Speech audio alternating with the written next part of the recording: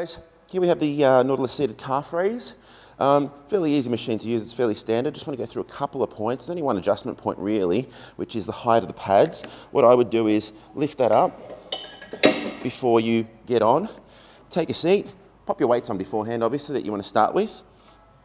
Pop your feet, and your feet should be in line with your knees, in line with your hips is where you want to be. Make sure the balls of your feet are on the top. That's where you're going to take most of the weight, okay? Keep them in line, don't let them swing out or in, although you can make adjustments like that later, but ideally, nice and straight, okay? Then what we do, pull that yellow pin out, drop it down to the height of the pad. You can grip the handles if you like, slight raise on the balls of the feet, remove the stopper, and then you have full range of motion here, where we raise and drop.